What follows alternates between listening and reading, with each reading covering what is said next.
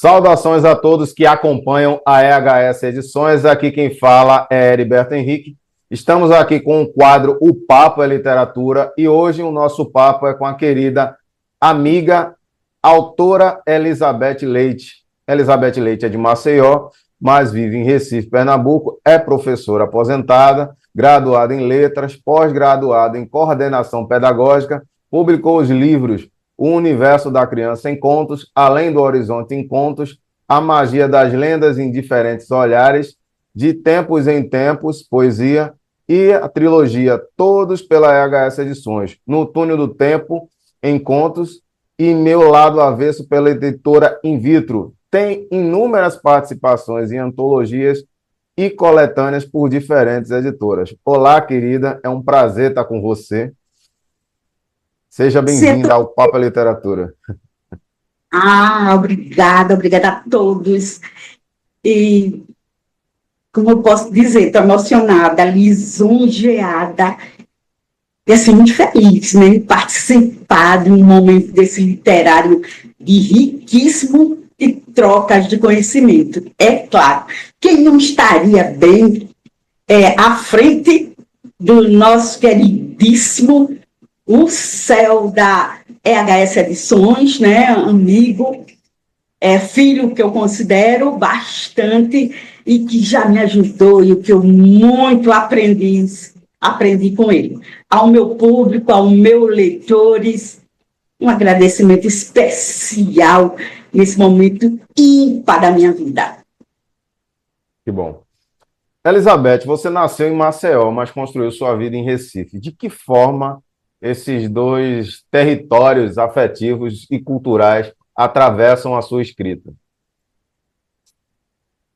Muito conteúdo, né? É o seguinte, eu, como sou de Maceió, né, filha mesmo de Maceió, alagoana mesmo, filha de mãe alagoana e de pai pernambucano. Vê que interessante. Então, a minha primeira infância, a minha segunda infância e adolescência, eu aprendi em Maceió, Alagoas.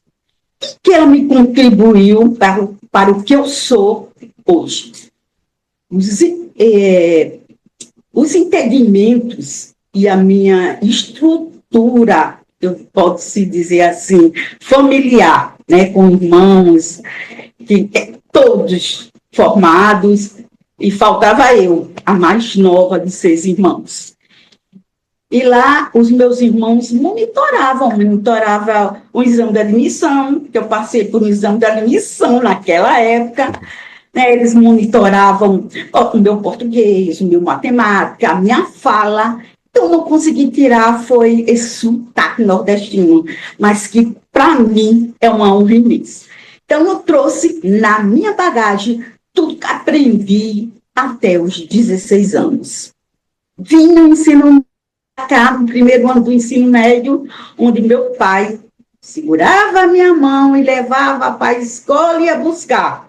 Era a escola Porto Carreiro, aqui na antiga Porto Carreiro, na Rua da Concórdia, Pernambuco, no centro da cidade. Mas eu fui assim, a minha família era assim, era uma família clássica. E eu me vi só. Né? Os dois, um irmão mais velho já casado, ficou em Maceió, e 2 outros irmãos estavam fazendo residência médica em São Paulo. Uma já trabalhava, a outra estudava veterinária, e eu me vi sozinha, mais nova.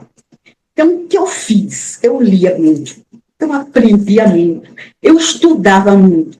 E como eu sempre tive muita bagagem, ainda tenho os meus clássicos, além dos meus, que eu considero clássico também, na minha estante, né?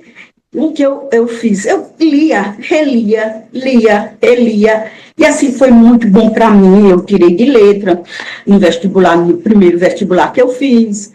Eu já embarquei em um concurso, e lá eu já escrevia poemas escondidos, guardava para que os irmãos não vissem que eu perdia tempo e que está estudando, fazendo poemas. Mas como meu irmão mais velho é crítico literário, né? Esse Leite, eu chamo Toninho, é crítico literário, eu tinha que ralar muito, que eles criticavam mesmo. Olha a fala, olha o português, olha a narrativa, olha, tem erro de concordância, que hoje ninguém sabe mais do que é erro de concordância, né? E se fala aquele português que dá continuidade. Então, já trouxe raízes para cá. E aqui eu conheci pessoas incríveis. Tive a chance de conhecer pessoas notáveis que eu só tinha vontade de embarcar na literatura. Os meus melhores professores, estudei na Católica, né, o curso de letras todo na Católica, e as minhas melhores disciplinas era sempre a disciplina de literatura, literatura 1, literatura brasileira, literatura portuguesa, e daí o curso de latim muito me ajudou, porque a gente tinha que ralar no livro. As pessoas não conheciam nem o que era latim, não sabiam nem que muitas palavras nossas do latim. E aí eu comecei a ralar, e pelas redações que eu fazia nas aulas de literatura que o professor Janilton, ainda lembro dele, só queria tudo escrito, ele não queria nada de A e B, nem C nem D. Para ele, a gente tinha que dizer o que era que a gente achava da literatura, quem eram os mestres da literatura para a gente, citar livros, né? Buscar dentro dos livros aquilo que a gente se identificava. Então, o conhecimento meu maior foi em curso de letras. Aí, com a minha escrita, os professores começaram a me chamar. Beth, você tem muita coisa de poeta, você rima muito na hora de escrever. Sem querer, eu rimava. E sem querer, eu me via sonhando, né, buscando lá em outro lugar, como não sei de onde vinha, inspiração, e ia escrevendo papelzinho, escrevendo em jornal, e não tinha celular naquela época. E foi assim. Então, contribuição. Eu tenho um coração que é dividido ao meio. Um lado é a minha vivência infantil, infanto-juvenil, e o outro lado é o meu aprendizado real, profissional, familiar, que até hoje eu não paro de aprender. Interessante. Sua formação em letras e o que a sua experiência como professora e coordenadora pedagógica influenciou diretamente no seu modo de escrever e dialogar com o leitor? Né? Porque como eu lia muito poemas, eu comecei a lendo Camões, por conta das aulas de literatura. E como eu lia muito, eu passei os meus poemas que eu fazia em casa, as quadrazinhas, porque assim, eu fazia aquelas quadras bem simples para o meu aluno entender. Por isso, eu sou uma poeta que rima muito, que trabalha com quadras, rimada, direitinho, ou A, B, e assim vai, em alternância. Eu fui aprendendo porque com meus poemas eu ensinava ao meu aluno, que eu era professora de português, enquanto professor. Enquanto coordenadora, eu fazia trabalhos pedagógicos na escola, com o aprendizado do cordel, levava pessoas de fora para fazer improvisação, canção, trabalhava com teatro, com aluno. Ótimo. Tem peças minhas no YouTube, que eu tinha um grupozinho infantil de 5º ano, que esse grupo representava os meus poemas de amigos meus. E assim eu fui desenvolvendo. Essa contribuição para mim foi riquíssima, por quê? Porque trabalhou eu, né? E trabalhou o meu aluno, a possibilidade de eu colocar em prática aquilo que eu já sabia. E assim foi? Agora, todos sabem que eu fui diretora de escola também, né? Por muito tempo. Me aposentei como vice-diretora. Então, enquanto diretora, foi melhor. Que aí eu abri os horizontes, eu busquei projetos lá fora, conseguia, né, verbas, para conseguir implantar esses projetos da escola e enquanto estava fora da escola também, representar de escola para escola, em ciências literárias, em feiras de ciências que a gente, por acaso, fazia. Bacana. Em livros como O Universo da Criança em Contos e Magia das Lendas em Diferentes Olhares, conheço muito bem esses livros, porque editei-los. A infância e o imaginário popular ganham uma centralidade, né, nessas obras. O que mais lhe fascina nesses universos? Olha, para mim, todo mundo sabe que eu sou apaixonada por contos, né? Eu digo assim que eu sou poeta porque eu preciso ser. Exatamente contribuição para a literatura, para aprimorar aquilo que eu aprendi em literatura também, em português, em concordância, né? Não sou exigente para isso na hora de passar para montar o poema em si, porque eu quero que esse poema ele ocupe um universo que todos entendam, da criança ao adulto, né?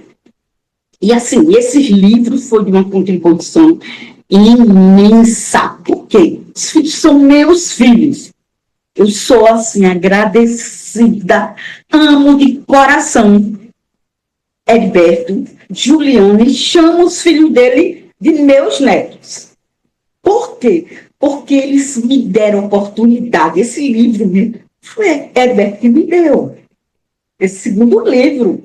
Primeiro livro, não, eu estou empolgada, ainda busquei verba, ainda não consegui, não tem dinheiro meu, mas esse livro aqui, ele deu. E o terceiro, que é essa Magia das Lendas, gente, esse livro é lindo. Eu buscava nas histórias de Pedrinho com uma dramatização e também com um tempo e espaço que fosse na minha mente, reconstituindo a história do meu modo que eu gostaria que fosse. Sim. Então, ele é de uma contribuição íntima para mim. E eu sou aquela criança, a vida toda eu nunca vou deixar de ser. Nunca vou deixar de ser. O conto que eu mais gosto é o do Batman. A história do Batman, até do Batman envolve. Até do Minotauro, meu Deus. Eu crio, né, gente? Aí já me perguntaram, mas o que você vai me perguntar? Eu vou deixar para você, para responder quando você me perguntar. Elizabeth, onde você vai buscar tanta imaginação? É mais ou menos o que eu vou perguntar agora, né? Sua obra, ela transita entre contos e poesia, como de tempos em tempos, né? O que determina a escolha do gênero, tema, a emoção e o impulso da escrita? A minha inspiração.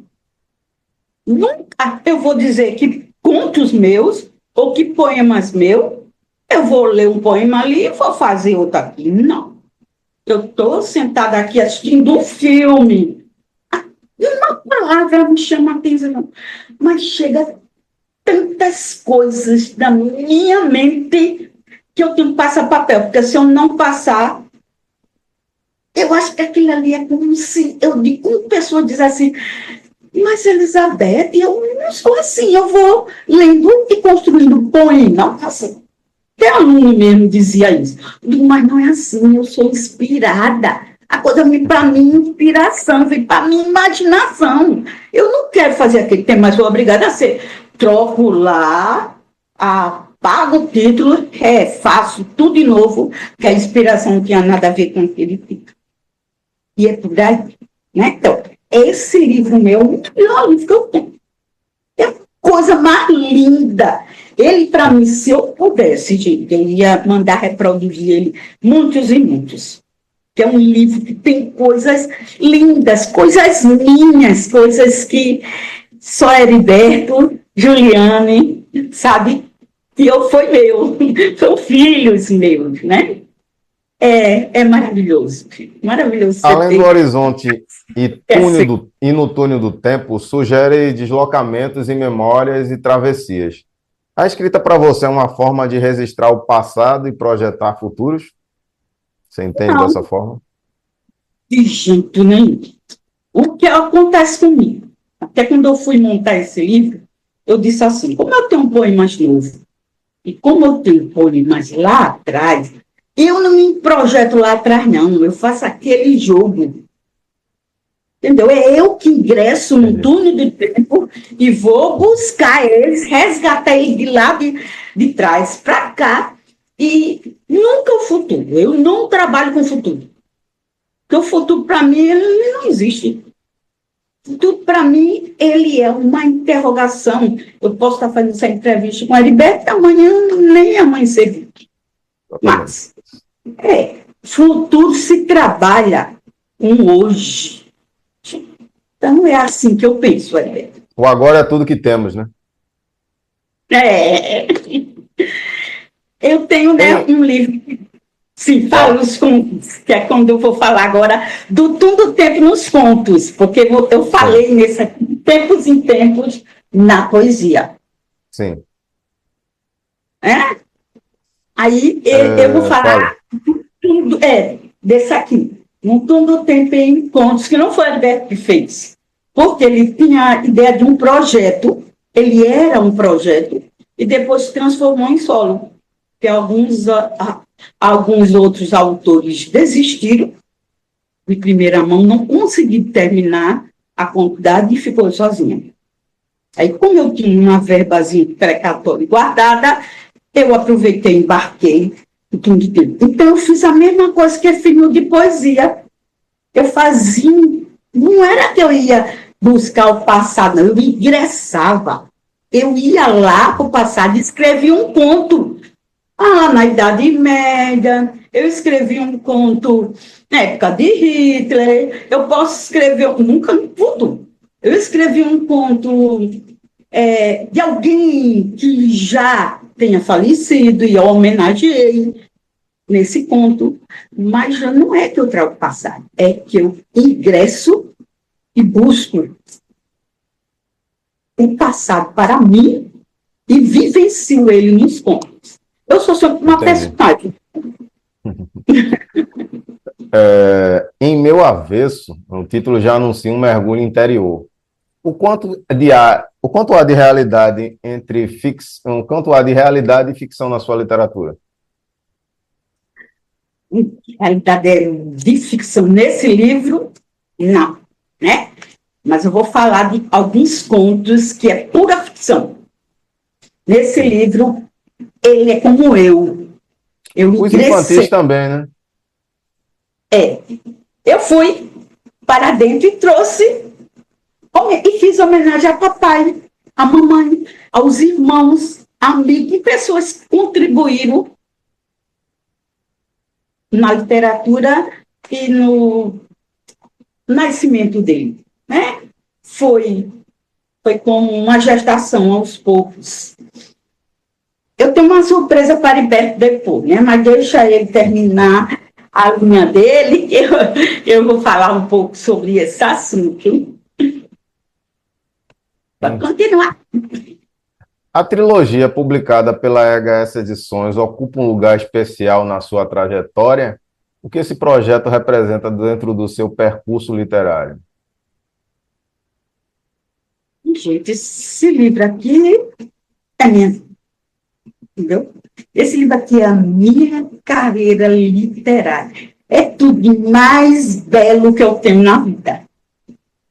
É lindo de todas as formas. Que ele foi bem projetado, ele foi bem organizado. Olha que livro. As histórias são belíssimas. Então, o que nós fizemos, eu e Heriberto? Que eu pensei um tópico diferente, mas ele deu umas ideias. A gente uniu os 3 livros meus 3 primeiros livros, em um só. A gente fez uma cronologia, mas uma cronologia de espaço. A gente veio do primeiro livro, do segundo livro e do terceiro livro, trabalhando a linguagem, não mudou muita coisa não, né? Mas Heriberto trabalhou muito na letra do livro. O livro é muito bom de ser livro lido. Entendeu? E como eu escrevo com uma praticidade, uma facilidade para que o leitor possa entender, facilitou. Né? Ele conseguiu uma capa linda para o livro. Linda, linda, linda. Então, isso aqui é um troféu. Um troféu na minha vida. Que bom. Aí, eu tenho futuros, né? Pensando na EHS Edições. Se eu juntei 3 livros infantis e fiz uma trilogia, aí eu vou juntar os livros adultos e fazer uma trilogia com os contos adultos. Eu fiz com contos infantis juvenis. E tenho uma pretensão agora de tirar os meus contos que estão guardados, porque eu parei de publicar muito conto. Porque o conto dá trabalho, gente. Dá trabalho para a gente fazer a diagramação, dá trabalho para o público, nosso público, que não tem costume de ler. Ir lá e ler. Ele quer ir logo assistir o final. Mas assim, eu tenho uns polêmicos que chegaram junto de mim e disseram que uma pessoa doce como você, uma senhora de uma doçura, faz um livro em que a personagem principal mata o marido, mata a amante do marido e com uma forma horrível de tirar os olhos, de tirar as mãos para que eles não possam mais se tocar. Eu digo, porque eu trabalho, essa é a maior prova que eu trabalho com inspiração. Porque assim, eu não conseguiria. Minha gente, eu não conseguia jamais compor. Eu não sei se acontece isso com você. Heriberto tem livros lindos. Lindos, Heriberto, eu leio. Todos os livros de Heriberto, eu acho que até uns infantis, quando eu fui na última vez que eu fui na casa dele, ele me deu. Livros lindos, lindos, lindos, que eu presenteei alguns livros dele, eu tenho alguns na minha estante, para amigos que eu sabia que ia contribuir com a literatura, com o aprendizado, com o ensinamento. Então, eu não sei se acontece com você, mas comigo acontece muito, eu acho que acontece também, acho que acontece com todo escritor. Das pessoas lerem um poema, por exemplo, e acharem, por exemplo, a gente que é poeta, muitas vezes a gente fala de tristeza, a gente fala de solidão, a gente fala de saudade, a gente fala de perdas, a gente fala de depressão, a gente fala de frustração, e a gente não está sentindo nada disso. A gente fala de uma pessoa que a gente viu na rua, ou de uma ideia que veio à cabeça, uma inspiração que veio, uma motivação, um gatilho que veio, aconteceu. Às vezes uma matéria de um jornal, alguma coisa, a gente vai lá e escreve. E as pessoas olham para você, eu não acredito que você está passando por isso. Exatamente.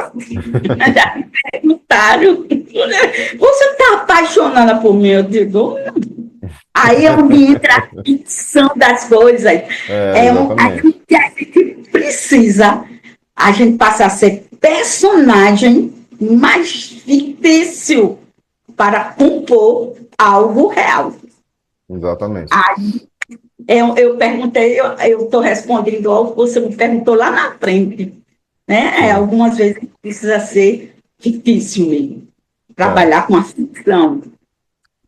Você participou de inúmeras antologias e coletâneas. Como dividir essa cena literária com outras vozes e com estilos tão diversos, né? A gente que lida com antologia diariamente, a gente tem que lidar com essa diversidade de vozes e pensamentos. Como é lidar com isso para você? É aprendizado para mim. Gente, é aprendizado. Porque a pessoa diz, você já tem seu livro, para que vai se escrever? Olha ali para mim, instante, mais de 50 antologias e coletâneas que eu participei, puder ter terminadas, diversas editoras, eu tenho uma de Portugal. Então, gente, é aprendizado. Como lidar com tantos escritores? Na hora de eu lidar com outro, sou aprendiz. Eu vou ler a poema dele, eu vou analisar, nunca criticar. Nunca criticar. Eu não posso corrigir um poema do outro se eu não sei o que ele está sentindo. Agora, no caso de editor é diferente. Se algo está sem sentido, se algo está erroneamente grafado, aí cabe a sintonia de editor e compositor. Mas um compositor criticar o outro não é. Não cabe. Não é compositor, a gente tem que ter o respeito, a gente tem que ter a tolerância, até porque eu sou uma pessoa que tem acima de 60 anos, mas tem outra pessoa que talvez esteja iniciando com 18, eu não posso comparar a minha maturidade com ela. Com a dela. Apesar, né? Apesar dos pesares, pronto, vá. Após a sua aposentadoria, a escrita ganhou um novo sentido, um novo ritmo na sua vida? Você diria que ganhou? Toda certeza. Porque enquanto eu estou numa escola, como eu ia parar de tirar um papelzinho para escrever alguma coisa, com o aluno gritando, com o aluno jogando bolinho de papel, com o aluno empurrando cadeira e levantando. Não, então a aposentadoria lá veio na hora certa, para que eu aprimore os meus contos, para que eu busque algo a mais, porque enquanto está vivo, existe história a contar. O escritor, ele não se aposenta, né? Ele trabalha até o último dia de vida. Exatamente. Muitos morreram jovens, mas eu quero só que nessa vida, que enquanto a vida, há uma história a ser contada. Exatamente. Beth, que conselho você daria para quem deseja escrever? Para quem ainda tem medo de expor seus sentimentos, as suas memórias, o seu avesso ao mundo que ele está inserido, ele ou ela está inserido? Eu vou trabalhar com um leque de opções, né? Eu vou trabalhar com vida, com vivência e com enriquecimento de conteúdo. Como começar? Humildade. A palavra é essa. Sem humildade, escritor nenhum vai a lugar nenhum. Sempre vai ter um que vai bater de frente e questionar o que você fez. Se a gente não tiver humilde para ouvir, né? E embasada, com embasamento suficiente para derrubar aquele muro que ele lançou contra você, para os novos escritores, parar nunca. Seguir em frente sempre. Aqui, essa vida aqui, a gente não leva nada, eu não vou levar nada daqui. Eu costumo dizer isso às minhas filhas. Para mim, move vai virar pó. Como eu vou botar. Então, eu vou levar mó dentro da minha casa, do meu caixão? Não, porque minha mãe levou. A minha mãe não conseguia nem fechar o vestido, a gente não conseguia fechar o vestido dela. Então, minha gente, vamos ser humildes o suficiente para a gente acreditar. Daqui, nós estamos de passagem, a gente não leva nada daqui, vai deixar tudo. Não, mas então, a gente deixa nosso legado. Se não podemos levar, vamos deixar. Vamos deixar aquilo que você pensa de bom, aquilo que você faz de bom. Vamos ajudar o próximo. Eu já fui ajudada tantas vezes, e sem nunca ser humilde, de pedir perdão. Né? Pensa que com a Liberto mesmo, a gente já teve questões relacionadas com literatura, e sempre eu pedi ajuda a ele, pedi com humildade, me desculpe, não é por aí, vamos recomeçar, e a gente recomeça N vezes, porque a vida é assim, são recomeços. Não para, não Não para. engaveta, escreve. E tá aí a EHS Edições para editar seu livro, né? E realizar seus sonhos de escritor. Olá, pessoal. A gente chegou ao fim de mais um Papo é Literatura. Foi um prazer falar com a Beth. Quero agradecer a comunhão de hoje, Elizabeth. Que pedir a todos que estão assistindo que deixem um like, que compartilhem esse momento aqui muito enriquecedor. E isso aqui é fundamental para a gente dar continuidade nesse projeto. Beth, eu queria, para encerrar esse momento, gostaria que você deixasse uma mensagem para quem está nos assistindo. Eu quero primeiramente agradecer a todos que estão assistindo. Por quê? A gente não para de aprender, gente. Ninguém, por isso que eu escolhi ser professora. E ninguém para de aprender nunca. Então, aqui, algo teve como contribuição para alguém que estava precisando naquele momento. Precisando ter coragem de começar, ter uma editora para entrar em contato e expor as experiências que já tem. Então, a palavra de sempre, humildade, coragem, fé, conhecimento, muita leitura da continuidade que a gente já tem. E viva a arte! Viva os livros! Tchau, Beth. Um prazer bater papo aqui com você. Prazer gravar esse programa com você. Amo você! Quero agradecer a todos. Tchau, pessoal. Forte abraço. EHS Edições, transformando sonhos em realidade.